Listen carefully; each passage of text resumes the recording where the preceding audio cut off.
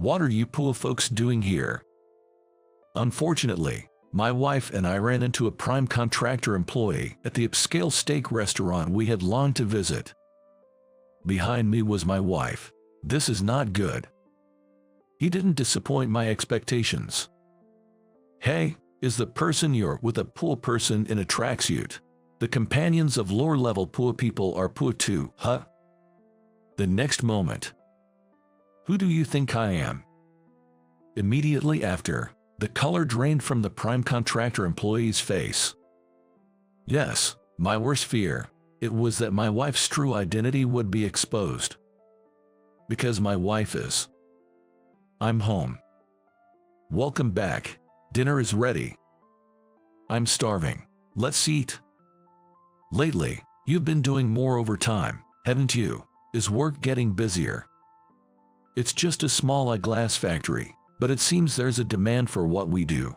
Well, it's not like my salary has dramatically increased or anything. Don't worry about that. I'm not looking for a lavish lifestyle. Is that so? It's nice of you to say that, but I need to work harder. It's okay. I have no complaints about our current life. Thank you. I'm really glad I married you, Amelia. I think it's wonderful you can say such things without feeling embarrassed. Don't tease me. Sorry. Hope you're not eating much. You've left quite a bit of your food. That's strange. I thought I was hungry. Do you have a stomach ache or something? Could it be stress? That might be it. Did something happen at work? Well, I've been dealing with someone from the prime contractor, and that person is quite difficult. It's tough having to deal with unpleasant people.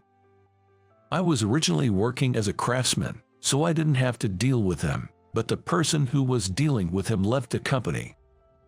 So there was no one else who could handle it.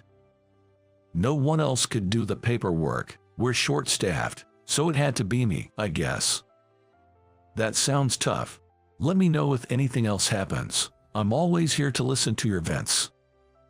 Thank you. I'll talk to you if things get too bad.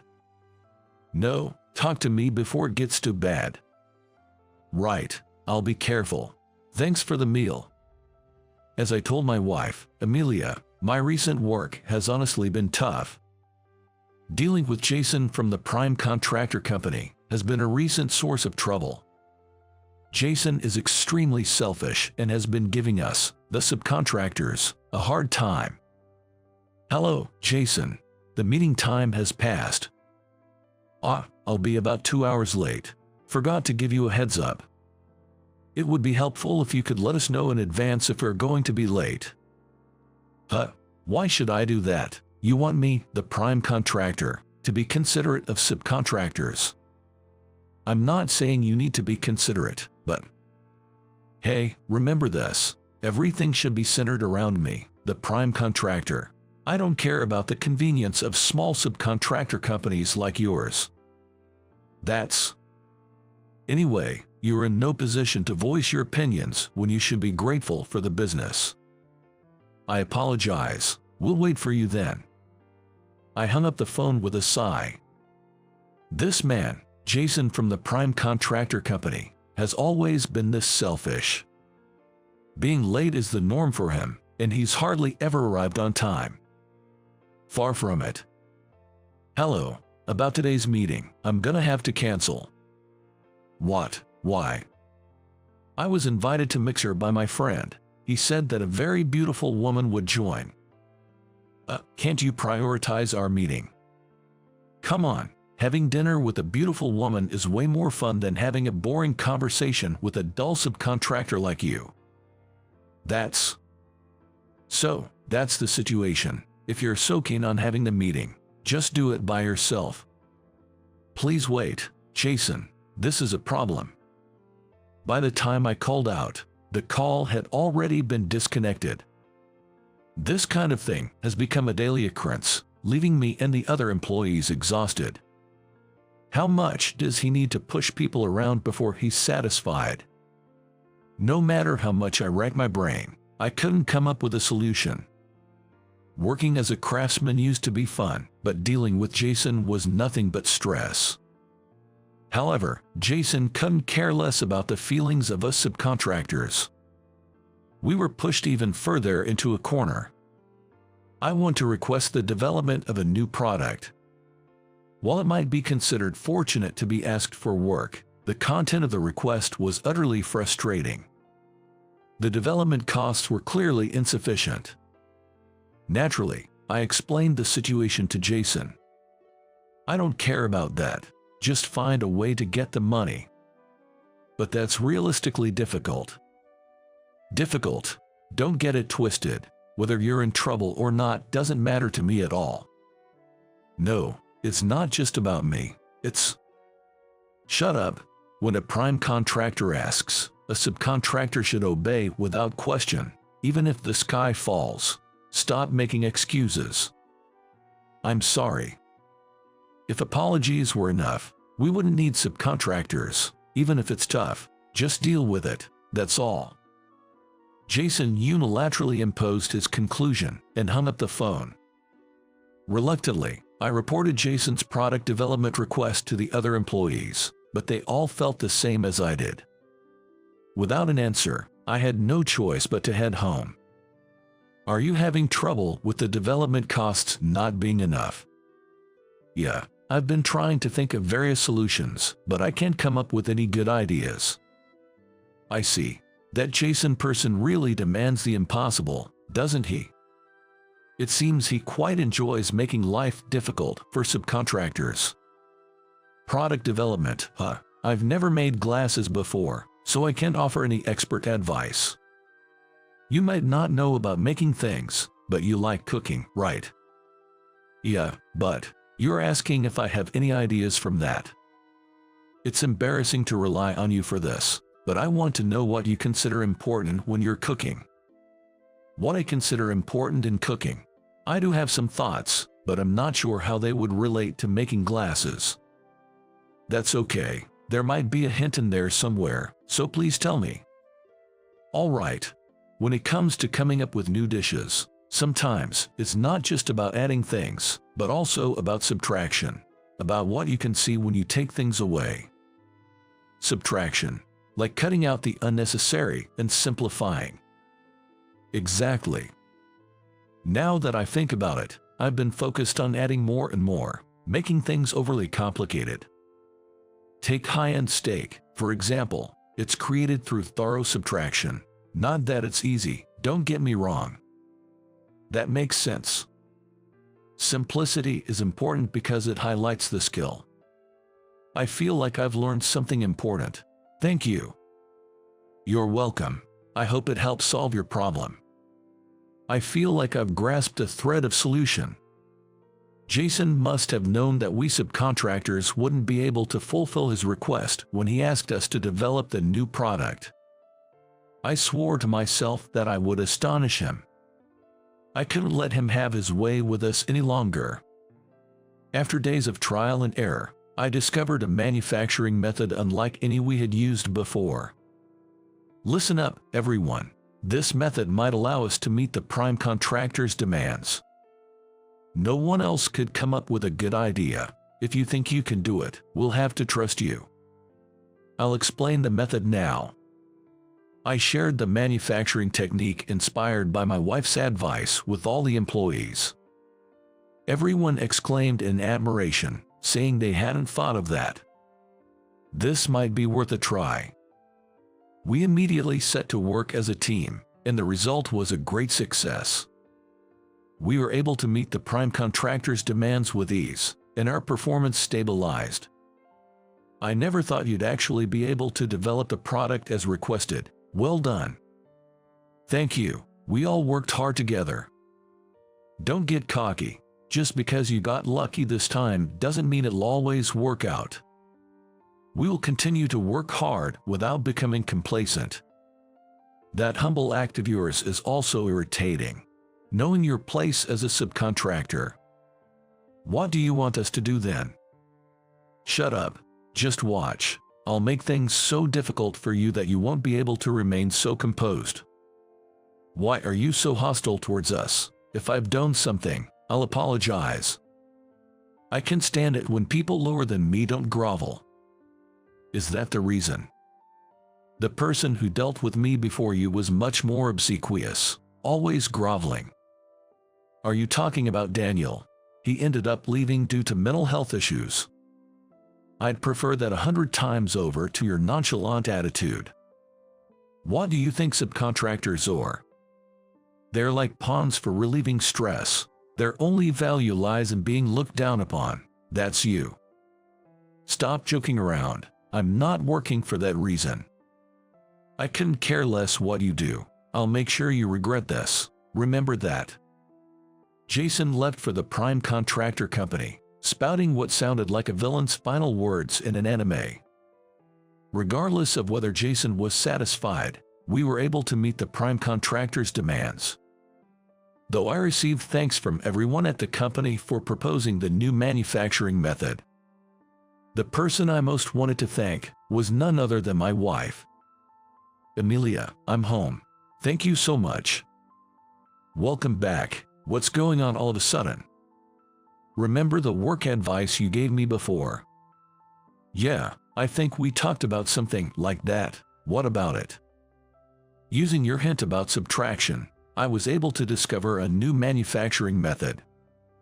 That's amazing. So it worked out. I wanted to keep it a secret until we saw solid results, so I didn't mention it. So you are saying now that it was a big success. We were able to meet the demands of the prime contractor, and the company's performance is stable. That's awesome. You're the hero of the company. The people at the company might praise me like that, but it's all thanks to you, Amelia. I didn't do anything significant. I just provided a spark. Without it, who knows what would have happened? Just the thought is frightening. Did the attitude of the person from the prime contractor change? He seemed quite frustrated that we could meet even his unreasonable demands. Serves him right. But we can't let our guard down. He still looks down on subcontractors completely. You just need to keep proving your capabilities and results to shut them up. That's right. By the way, I have a suggestion. What is it? How about we go out for steak together sometime? Wow, that's awesome. You mean a fancy steak restaurant, right? Of course, it's to celebrate our work success and to show my appreciation for you, Amelia. Yay, I'm so excited. Let's look it up online. I'm looking forward to it too. I don't want to sound repetitive, but thank you so much. You're welcome. I was worried my advice might be off the mark, but it's worth speaking up, isn't it? Far from off the mark, your advice was spot on. Seeing my wife's joy as if it were her own made me feel indescribably happy. We searched online and found a reputable steak restaurant in a relatively nearby location. All right, reservation for next Saturday is all set. I can't wait. We'll have to go there on an empty stomach. We waited for the day like excited children. Work was as busy and smooth as ever, making time fly by quickly. Before we knew it, the day to visit the reserved fancy steak restaurant had arrived. Good morning. I was so excited yesterday, I could hardly sleep. You're not a grade schooler on the eve of a field trip. Calm down. The food won't run away. I know, but it's a big deal for me. When I think about it, this might be our first dining out in a long time. That's true. With a recent success, my salary increase has been confirmed and I'll be receiving a bonus as well. Your hard work has paid off. While we were having this conversation, my phone suddenly rang. Seeing the name displayed, I had a bad feeling but couldn't just ignore it. Hello. Hey, sorry to do this to you on a Saturday, but I need you to come into the office right now. What happened? We need to revise some products. I need you to finish all the products I'm about to list by today. You're the only one. Just hurry up and come in. Get ready to take notes. I'm going to list the products now. I hurriedly prepared to take notes, jotting down the product names as instructed. My wife looked on with a worried expression. "Got it. Make sure you finish everything by today. I won't let you leave until it's done." "Understood." "Feeling sorry for yourself because it's your day off?" "No, not really. Getting a bit of success has gone to your head, and now you're getting what you deserve. Serves you right, subcontractor scum." "Please stop talking like that. Don't get all offended just because I'm stating facts. Pathetic. Anyway, I'm counting on you." The one-sided call ended, and I let out an involuntary sigh. That was Jason, right? What did he want? He wants me to come in alone and revise some products. Oh no, is that going to take a long time? Honestly, it might be a bit tough. If it gets too late, I'll have to call the restaurant and cancel the reservation. Can I help with that work? What? Well, if it gets late, we might not be able to go for steak, right? That's true, but are you sure? Of course, I'm sure. I was the one who suggested it. I've always wanted to see your workplace. Well, since no other employees will be here today, it should be fine. Could you please dress comfortably, easy to move around in? Then I'm going in my tracksuit. Thank you. The work is straightforward, so don't worry too much. I think we can make it in time for our reservation if we work together. All right, let's work hard for our steak waiting for us. And so, I ended up working on my day off with my wife. Upon arriving at the workplace, we checked the products Jason had mentioned. There are quite a few. We'll have to work hard to finish in time. I'll try not to hold us back. I'll show you a sample now, so please do it like this. I demonstrated the work process to my wife while explaining the steps. The task was simple enough for a child to do, but the volume was overwhelming. Okay, let's get started. Let's do our best. Thank you. We continued our work in silence, focused on the task at hand. As the reservation time approached, the pressure mounted, but we couldn't afford any mistakes. We proceeded with caution, ensuring no detail was overlooked. After several hours, we finally completed all the revisions. Done. Thank you, Amelia. Good job, but we might be cutting it close with the time. If we go back home now, we may not make it. Let's call the restaurant and let them know we might be late. Right, just a moment. I took out my phone and explained the situation to the restaurant. To my surprise, they responded. Please come straight from work. Don't worry about your attire. Are you sure? I wouldn't want to inconvenience other guests. Our regulars aren't concerned about such details, so it's perfectly fine. Thank you. If we don't need to go back home, it looks like we'll make it in time. Please be safe on your way here. We look forward to seeing you. Relieved by the kind tone of the owner, I hung up the phone. Amelia, who had been listening to the conversation, smiled. It feels a bit odd going to a fancy steak place in tracksuits, but it's better than missing out altogether. Right, let's head to the restaurant then. We went directly to the reserved restaurant from our workplace. Upon arrival, the owner welcomed us with a warm smile. We've been expecting you. Please, this way to your seats. I'm sorry for our tire. There's absolutely nothing to worry about. Now, what shall we start with? Could we have your recommendations? It's our first time at a place like this. Leave it to me. The owner skillfully prepared the steak, arranging it beautifully in front of us. It looks so juicy. Well, this looks delicious.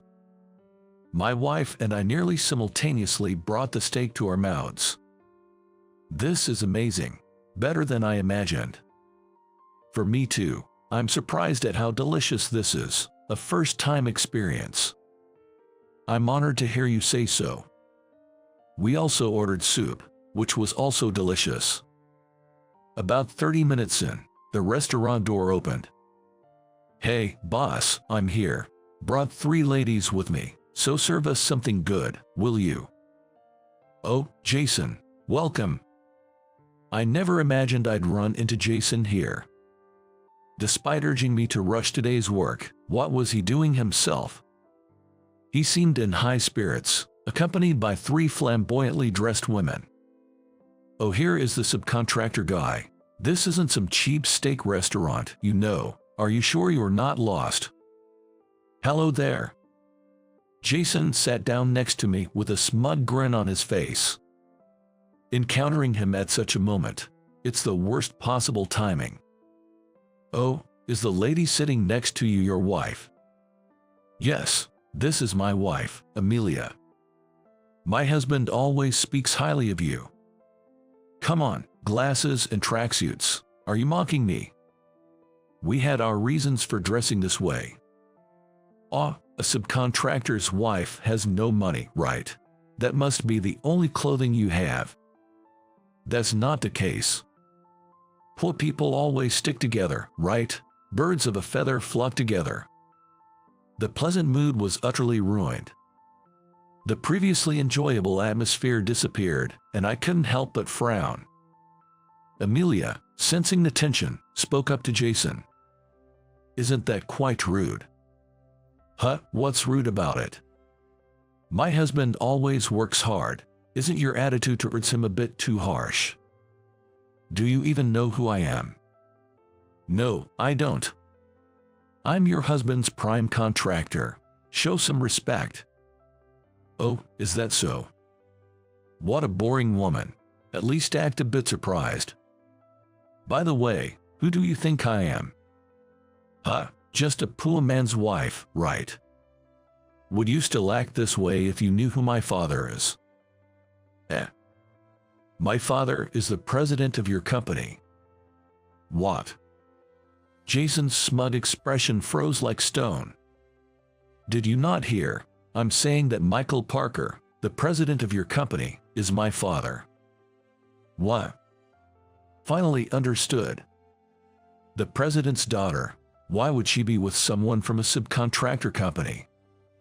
"That's none of your business, is it? Now, what about the rude remarks you made earlier?" Amelia asked with an intimidating smile. No, it was just a little joke. A bit of humor, you know, madam." "Is that so?" "Amelia, this is the guy." "The Jason I've been having trouble with. It's this guy.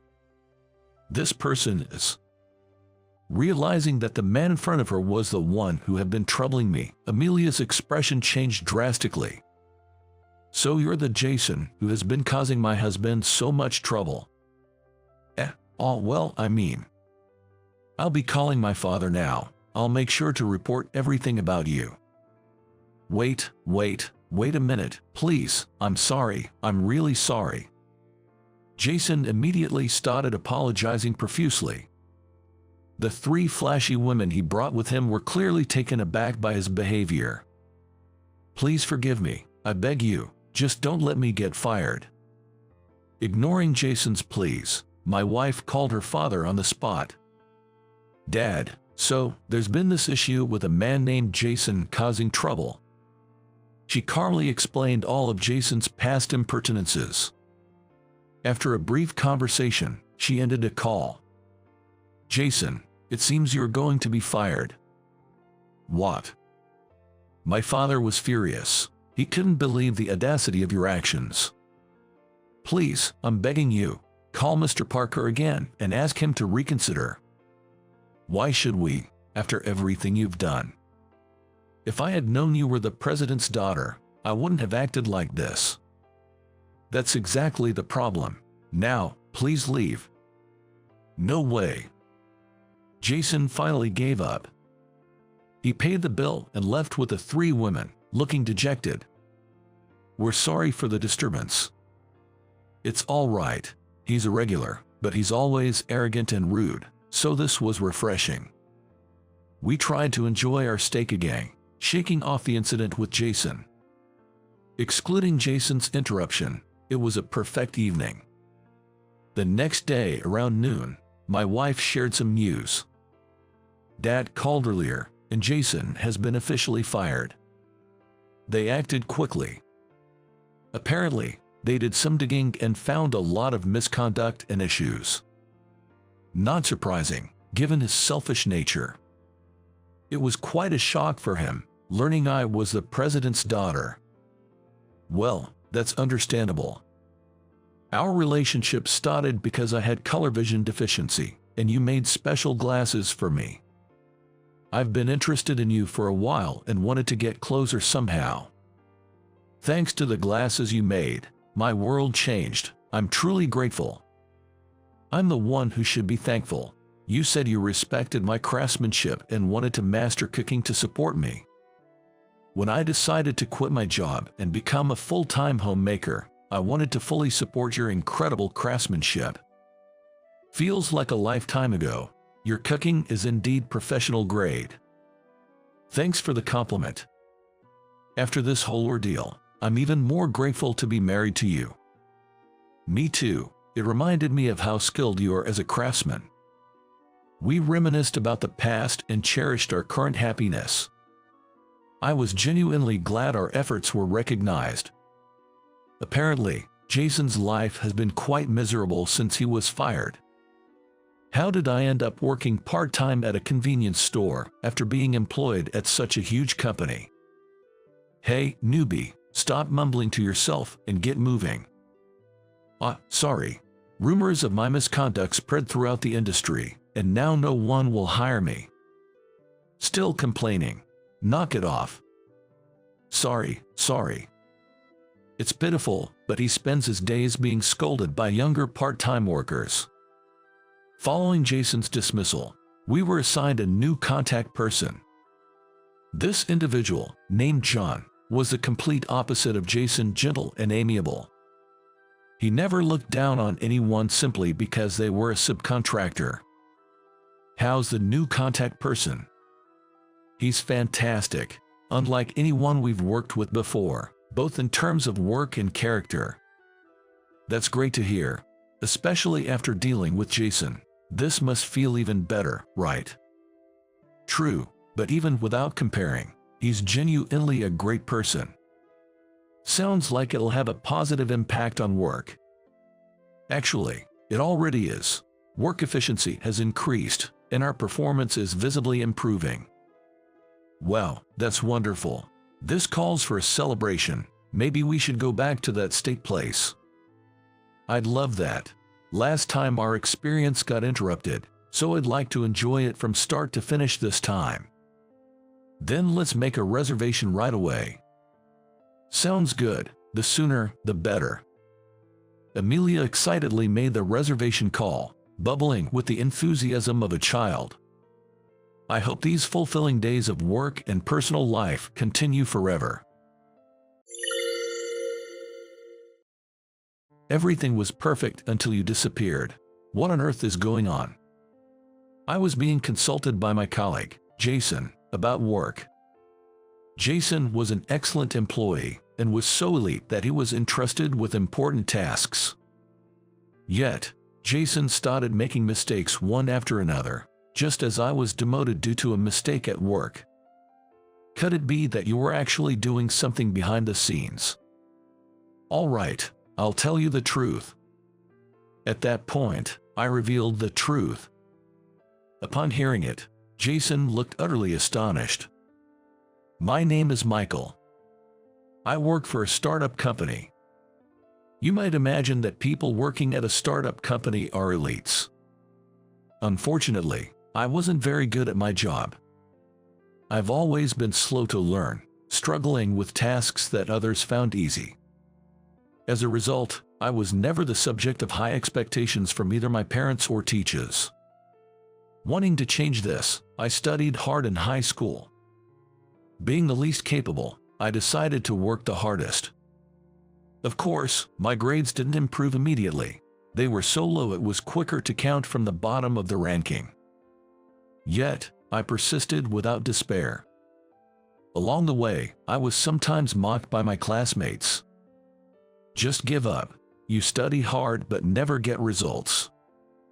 You just don't have the talent. The feedback from those around me was consistently harsh. But effort is something that needs to be continued. By the summer of my second year in high school, my grades had improved up to average. I was overjoyed to the point of tears when I finally saw results. I continued to give effort, and my grades climbed up bit by bit. Before I knew it, I had grown to be among the top 10 in my class. I then somehow managed to get into a prestigious university. I remember how the classmates who used to mock me seemed frustrated when I got into a university with a higher academic standard than theirs.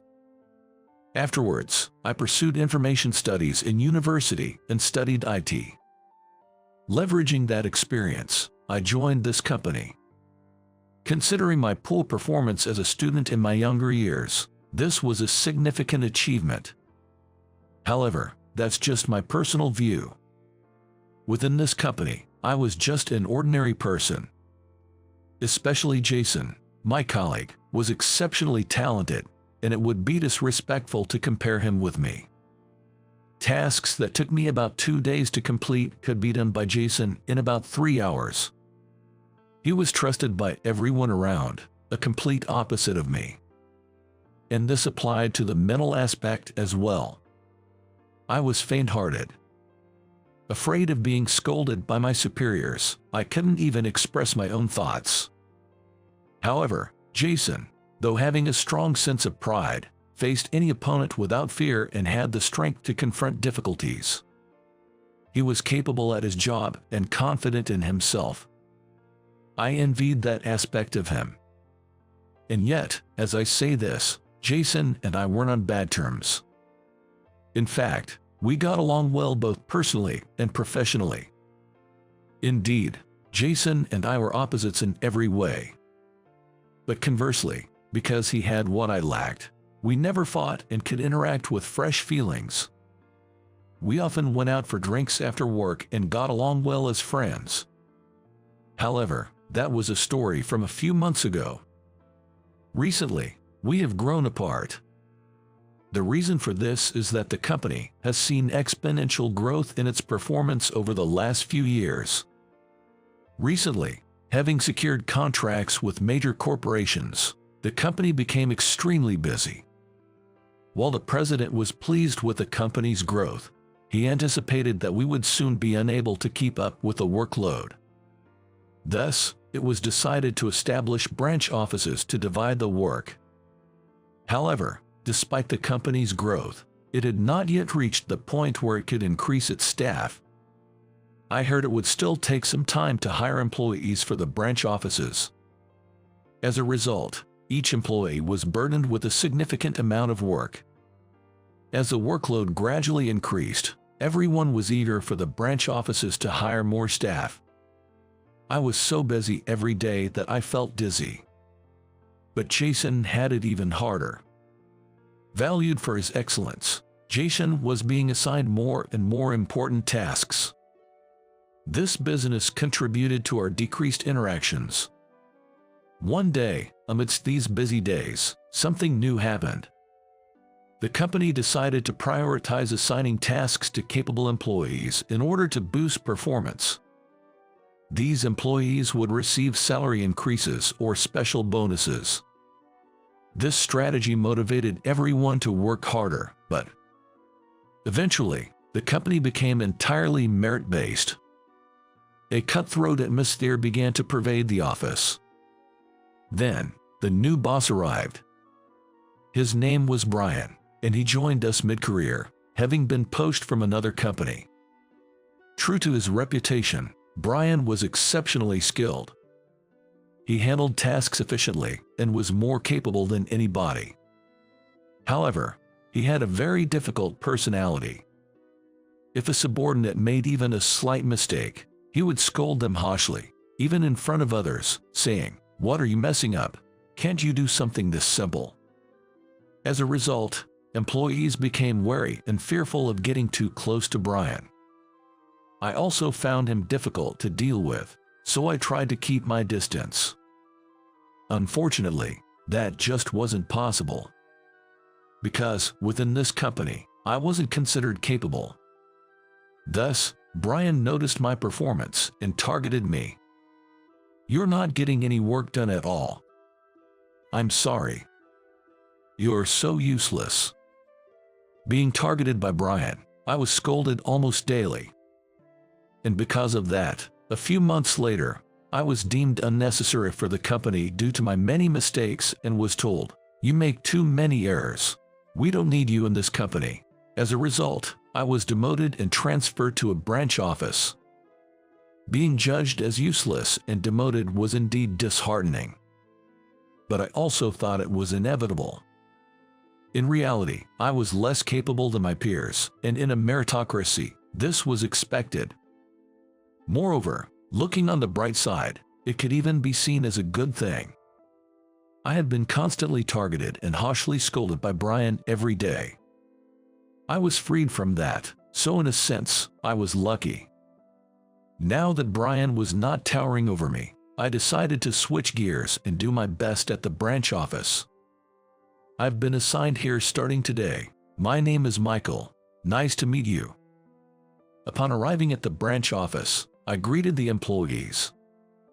There were many young people, newly assigned only a month ago.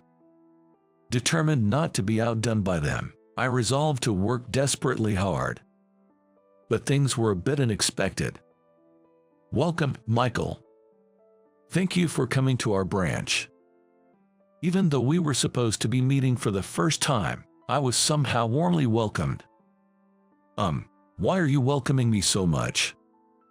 Not understanding the situation, I asked directly. "You came from the headquarters, right? It's so reassuring to have someone from the headquarters come to help out at the branch," they explained excitedly. I later learned that they thought I was an elite who was sent from the headquarters to assist with the work. Due to a lack of proper communication, they were unaware that I was just a demoted employee who had been sent away. As mentioned, I found out about this misunderstanding later. Therefore, I also made a big mistake in my assumption. I thought I was being relied upon because I came from the headquarters. Throughout my life, I had never been expected to excel by my parents, teachers, or classmates. For the first time, I felt that someone had expectations of me. Naturally, I was more motivated than ever before. "Are you really expecting that much from me?" "Of course." "Then, leave it to me. I'll make this branch even better than the headquarters." I got carried away and made such a declaration, completely overjoyed.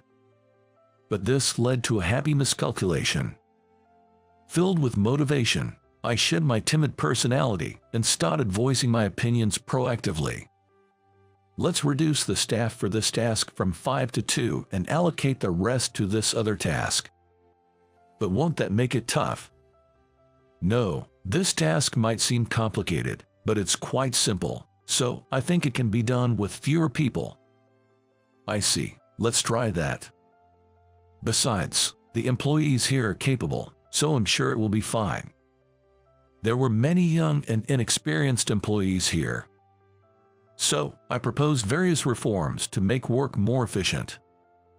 I increased the staff for challenging tasks and reduced it for simpler ones. Having too many people could cause confusion, so I aimed to allocate staff appropriately.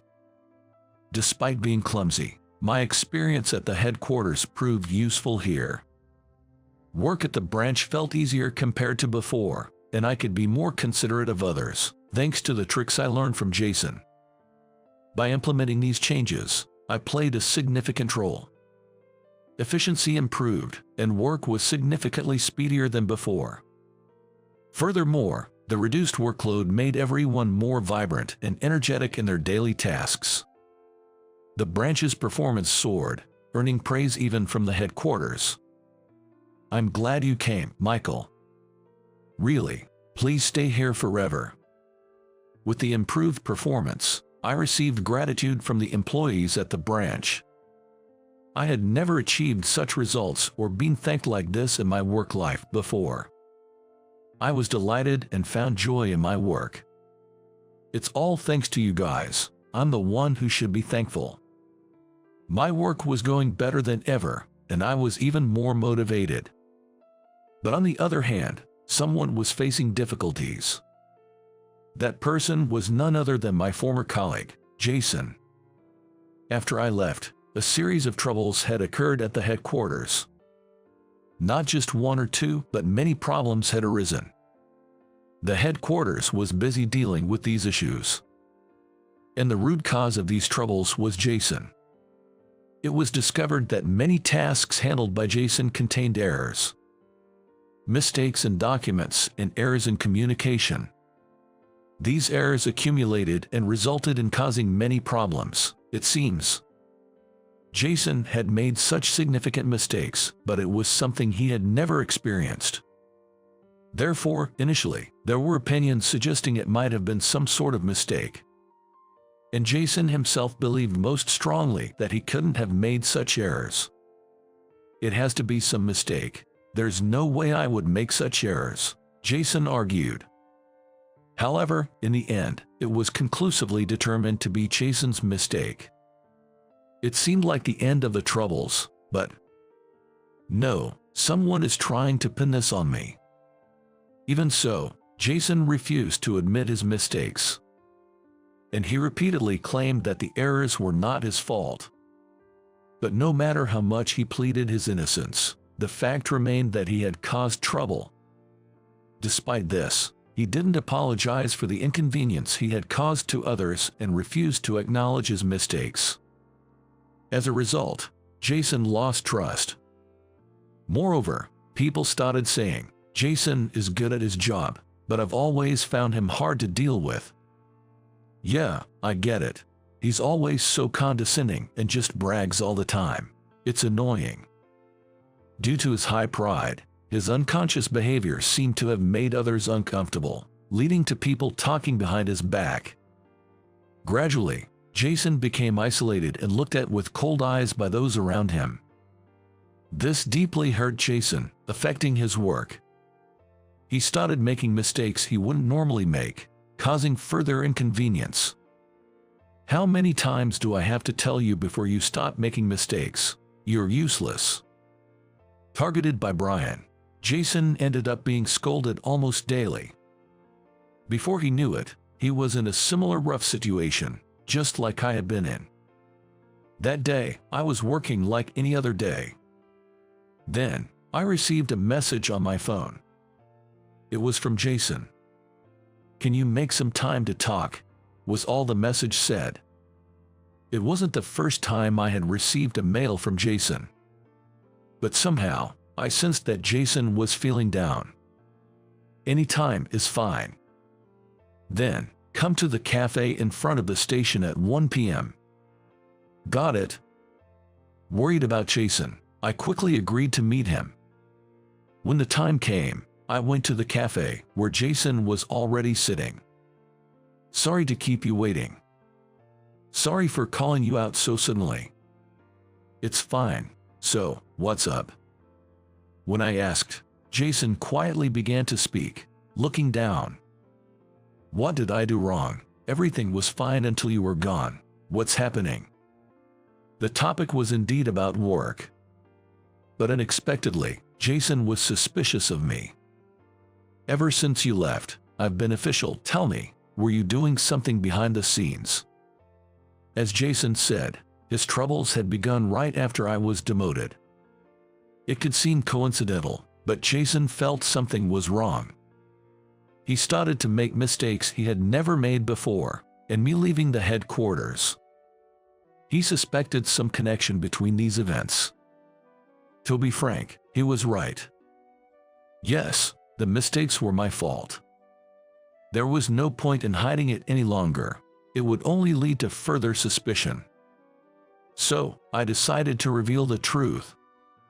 In fact, Jason had been making mistakes at work all along. But only I knew about that. Jason himself might not even be aware of this. The reason for this is that I had been secretly covering up Jason's mistakes. Once, I happened to notice an error in a document Jason had prepared. But knowing Jason's high pride, I thought he would be upset if someone like me pointed it out. So, I covered up the mistakes without anyone knowing. This was all done to ensure Jason wouldn't get hurt. When I confessed this, Jason was surprised and asked further. "Why would you go to such lengths? We're just colleagues at a company, essentially strangers, right?" Indeed, I had no obligation to help Jason. And considering his often condescending attitude, it wouldn't have been strange if I disliked him. Yet, I was helping Jason. It's a valid question. True, I might not have any obligation to help you, but remember what you shared during that party. Once I learned about your family, I couldn't just stand by. The reason I helped was because I knew about Jason's family circumstances. Jason came from a single-parent home and had a tough childhood. His mother worked from dawn till dusk, and it seemed incredibly hard. Wanting to ease his mother's burden, Jason worked tirelessly. I knew that Jason's current status was the result of such efforts. I, too, struggled with my studies in the past and had to work harder than anyone else. Despite the difference in our talents, seeing Jason's efforts reminded me of my past self, and I couldn't ignore it. That's why I didn't want to hurt Jason and hoped he would continue to strive. Even if Jason received all the credit, I had no regrets. I believed in Jason's talent and was convinced he could outshine me. What matters is doing your best in what you can do. Even if you're not acknowledged for it, it's enough if you're satisfied with yourself. Yes, that's true. Jason seemed to have taken my words to heart. Thank you, Michael. After our conversation, Jason thanked me. He looked much relieved. Following our talk, Jason took my words seriously and changed his attitude. "I'm sorry for the trouble I caused." Jason apologized for his past behavior and acknowledged his mistakes. For those who knew the old Jason, this was an unbelievable sight.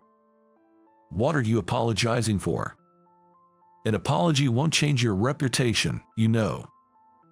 Despite his apology, it wasn't enough to erase the bad impression entirely.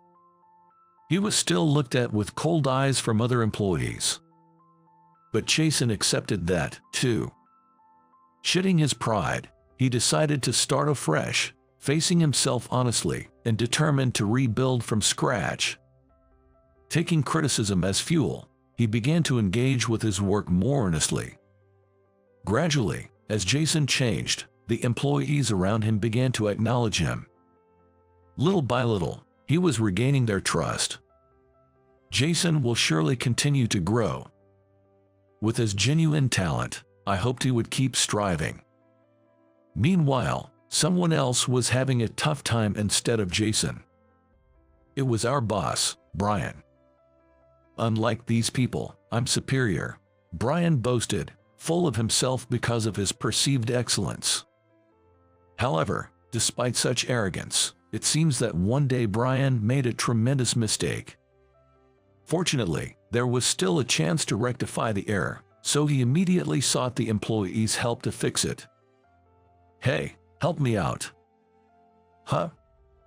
Hurry up, you useless trash." "Since I'm useless trash, I'd only hold you back if I helped. So please, as the capable boss you are, handle it yourself." Due to his usual behavior, Brian was completely detested. As a result, it seems that none of the employees were willing to help him, and he even received such sarcastic remarks. In the end, Brian failed to correct the mistake. This led to the ruin of an important project with a major corporation. As a result, he was fired for causing the project to fail. This news spread to other companies in the same industry, affecting his chances of finding another job. It was his own doing, so one can only hope he reflects on his actions. As for me, I'm still working at the branch. However, I've been promoted and now have a position where I lead the employees, doing the best I can with what I have. With this philosophy, I continue to face the challenges of work alongside my colleagues today.